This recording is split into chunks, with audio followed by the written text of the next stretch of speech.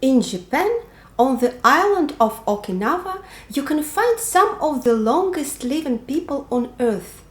Many wonder what the secret of longevity and happiness.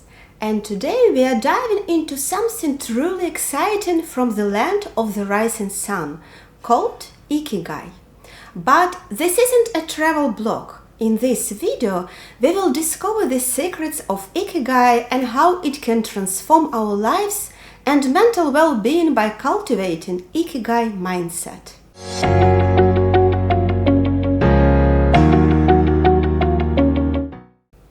Okinawa, an island in southern Japan, was one of the most affected provinces during World War II. After the war, Japan went through big changes, and people started looking for ways to find meaning and happiness in their lives. As they recovered from the destruction, they became the longest living people.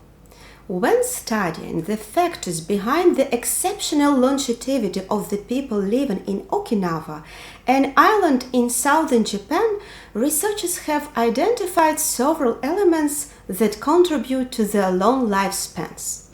In addition to factors such as healthy eating, an active outdoor lifestyle, regular consumption of green tea, and the favorable subtropical climate, one important factor is believed to be their sense of Ikigai. Ikigai comes from ideas found in Buddhism, Shintoism, and Confucianism. It represents a unique approach to finding purpose and fulfillment in life by balancing the intersection of one's passions, skills, values, and mission. Ikigai shares similarities with various psychotherapies and approaches like Morita psychotherapy, a form of psychotherapy that was developed by the Japanese psychiatrists, but also positive psychology, acceptance and commitment therapy, mindfulness, and logotherapy. These therapeutic approaches all touch on aspects of finding meaning, purpose, fulfillment, and well-being in life, which are also central to the concept of Ikigai. By aligning with our Ikigai, we can experience the benefits of increased resilience, improved self-esteem, reduced stress, and overall greater sense of well-being. But before we delve into the benefits and principles of Ikigai, let's understand its essence. Imagine waking up every morning with a smile, excited to start your day. It's about finding the things that make you happy and give you life meaning. Think about something you love to do, like playing soccer or painting. When you engage in these activities, time flies by and you feel a sense of joy.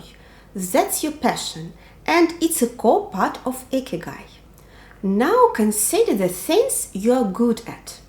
Maybe you are great at solving puzzles or comforting others when they are sad. These skills are your talents, and they contribute to your Ikigai.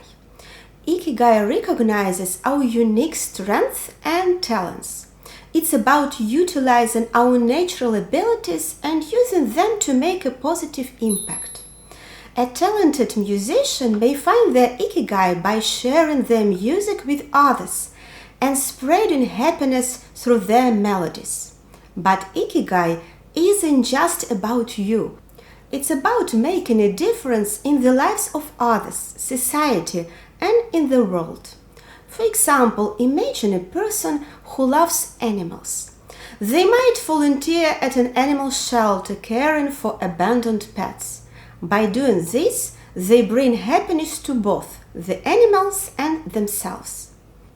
A teacher who is passionate about educating and empowering students may discover their Ikigai in shaping young minds and inspiring future generations. Ikigai is also about feeling fulfilled, a sense of purpose. It's the warm, satisfied feeling you get when you've accomplished something meaningful. It could be finishing a challenging project or helping a friend in need.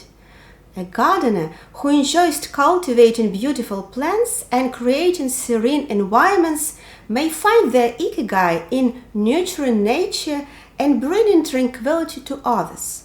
So, when you combine your passion, talents, making a positive impact, and feeling fulfilled, you discover your ikigai. It's the secret of living a happy and meaningful life. There is no one-size-fits-all recipe for achieving happiness or experiencing one's own ikigai. However, one of the fundamental ingredients is our ability to enter a state of flow, which allows us to have an optimal experience. Entering a state of flow involves being fully absorbed in an activity, feeling a sense of focus and immersion, and experiencing a deep sense of satisfaction and fulfillment. To achieve this, we need to allocate more time to activities that put us in a state of flow, rather than being dominated by activities that provide only fleeting pressure, such as overeating or excessive alcohol consumption. Activities that bring us into a state of flow vary from person to person, but can include pursuits like chess for a chess player, solving a mathematical problem for a mathematician, or performing surgery for a surgeon. Flow experiences have been found to be similar across cultures and age groups, according to psychological research. By engaging in activities that align with our skills, interests, and values, we increase the likelihood of experiencing flow and enhancing our overall well-being. So, while there is no magic formula for finding happiness or uncovering one's ikigai, prioritizing activities that bring us into a state of flow can be a crucial step toward living a more fulfilling life. Einstein's last written words before he passed away considered often formula striving to unify all the forces of the universe. He departed while fully absorbed in his passion. If he had not chosen the path of physics, he firmly believed that music would have been his source of bliss. Playing the violin in particular brought him immense joy. Whether delving into his equations or embracing the melodies, both activities granted him a deep sense of happiness. But is it possible to make a boring daily task more enjoyable and fulfilling? The richest man in the world, Bill Gates, says that he washes the dishes every evening, even though he doesn't need to. He claims that he actually enjoys it and that it helps him relax and clear his mind. We can practice training our brains to quickly enter a state of flow. There are various types of meditation, but they all have the same goal: to calm the mind, observe thoughts and emotions, and focus attention on one thing. Another factor that can help you reach your ikigai is being mindful and fully present in the current moment. We often believe that we can save time by multitasking, doing multiple things at once. However, scientific research has proven the opposite. Even people who claim to be good at multitasking are actually not very productive. In fact, they tend to be the least productive. When we try to do multiple tasks simultaneously, our attention becomes divided and our focus is weakened. This can lead to more mistakes, slower completion of tasks, and overall reduced efficiency. Our brains are not designed to handle multiple tasks simultaneously, and attempting to do so can actually hinder our productivity.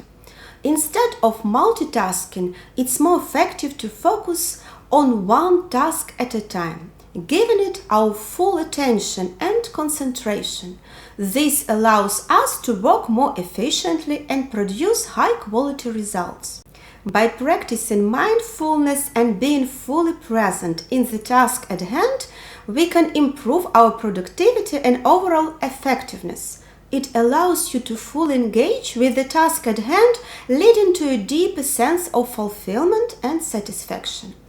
When you are fully present, you can appreciate the small details, find joy in the process, and experience a greater connection with the task itself. Mindfulness can transform a boring task into a meaningful and enriching experience. The people of Okinawa are always busy, but if you look closely, you'll see that they do things calmly and peacefully. They always follow their ikigai without rushing. So finding a balance between work and relaxation, avoiding excessive stress is important. Choose a goal that it's not too easy but also not too difficult. If something is too easy, we can get bored quickly. On the other hand, if a task is too hard and requires knowledge or skills we don't have yet, we may give up too soon. It's important to find a goal that challenges us and pushes us a bit, but is still something we can achieve with effort and hard work. This way we can feel proud and satisfied when we make progress and overcome obstacles. By setting goals that are realistic and challenging in the right way, we can stay motivated, learn new things, and increase our chances of success. It's about finding the right balance between something that keeps us interested and engaged but doesn't overwhelm us. It helps to maintain an optimal stress level. Just as a lack of physical exercise can lead to physical decline and affect one's mood, a lack of mental exercise can have a negative impact on an individual. Without mental stimulation and challenges, neural connections can weaken and the responsiveness of the brain may diminish.